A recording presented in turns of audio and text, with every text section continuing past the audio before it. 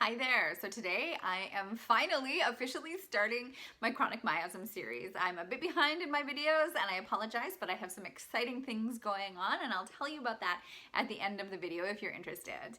And so today I'm starting with the original miasm. So the first miasm that Hahnemann discovered back in the 1700s, and he traced it all the way back to the Bible.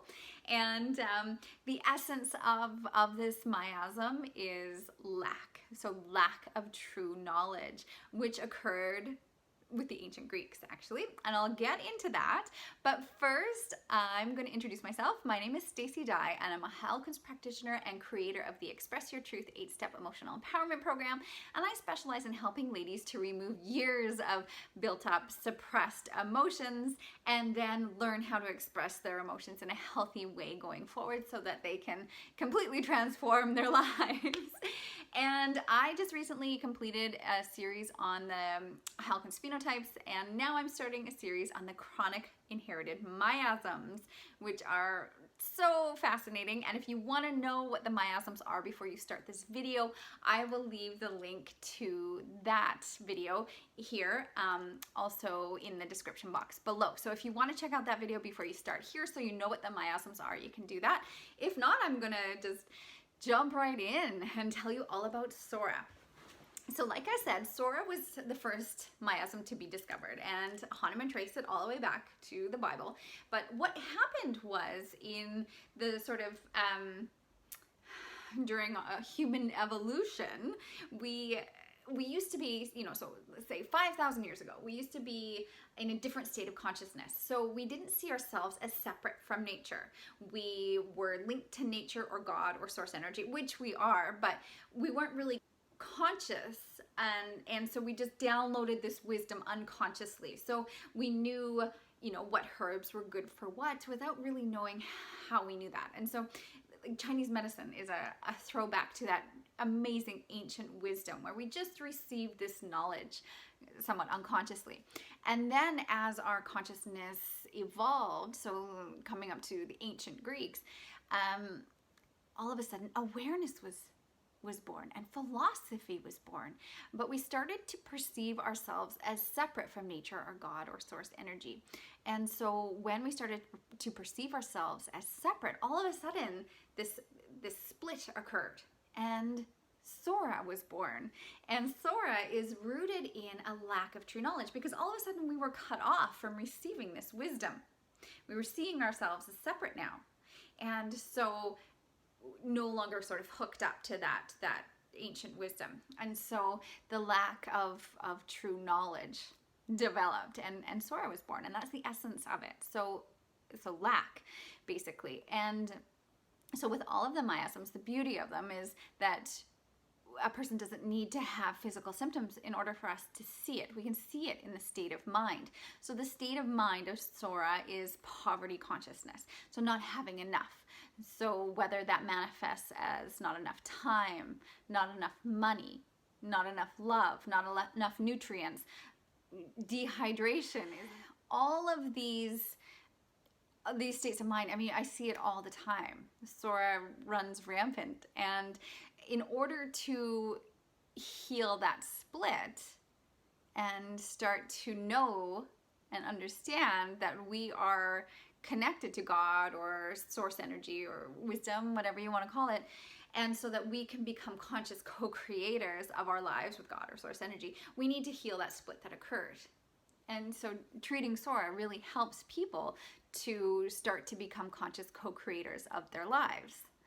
Okay, so yeah, Psora is a really important miasm because it's going to help us evolve our consciousness and help us to get where we need to go with regards to the evolution of our consciousness and becoming in touch with that wisdom. Because what happened is when we started to see ourselves as separate, we started to dive into materialism, and we started to not be able to see the spiritual meaning behind things. And so, our medical system is a perfect example of this. We cut everything up into separate little parts, and we're not seeing things as a whole. We're not seeing the spiritual meaning behind things. And that's why it is so empty and cold. So when things are steeped in materialism, then they lose their spiritual essence. So what we want to do is get back in touch with that in a conscious way. And so with this poverty consciousness, we start to feel like, how many of you can feel like, oh, I don't have enough time. I don't have, it's interesting actually, because that exciting thing that's going on that I wanted to tell you about is that I am getting together with a group of families to create an intentional community. And so that's keeping me quite busy at the moment, and so that's why I've fallen behind on my videos.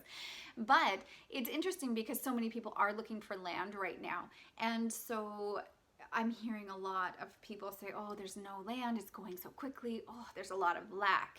Whereas, you know, if you're connected to God or wisdom and you're not in that poverty consciousness, you know and you trust that the perfect piece of land will come up and be available to us. You know, all these pieces of land that are going are not for us. They're not perfect for us. And the perfect one will show up. And so just trusting that you are a conscious co-creator and you can create what you would like to see in your life, even though the appearances are showing that there is lack. So that's what we want to do, is heal that psoric split. So with Psora, a couple other things, you know, people can have anxiety about the future. Depression is another thing that people can struggle with regards to Psora. Despair of recovery. One big thing with Psora is holding on to things because you never know when you might need them. So anybody who has lived through the Great Depression usually has quite a bit of Psora. They have that lack mentality, and so they hold on to things. They maybe have like a huge ball of rubber bands, holding on to all their rubber bands because, you know, you might need those. Yeah, and so the physical things that go along with Psora are, I mean, it's our itch disease. So whenever people start to get itchy, I know that Psora season has started.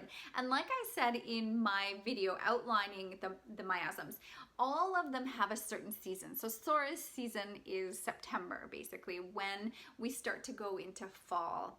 And people will really start to notice the change in light. And so there can be depression with that. People will start to get itchy. There's another miasm as well that has a lot of itchiness with it, so it doesn't necessarily mean Psora, but itchy, dry, eczema, psoriasis are big ones with Psora. Connective tissue diseases, and also upper respiratory tract things. So people will start to get colds during Psora, also during tuberculosis, which I'll talk about in a couple videos from now. But the big thing with Psora is skin things. And another physical thing that I've seen, and it was interesting, I remember the first time I saw this, I was in my early 20s and I was working out with a friend from work, and she said that she could never sweat, and I thought, oh, that's interesting. So we, you know, back then it was like we were on those Stairmasters. Those were really big back then.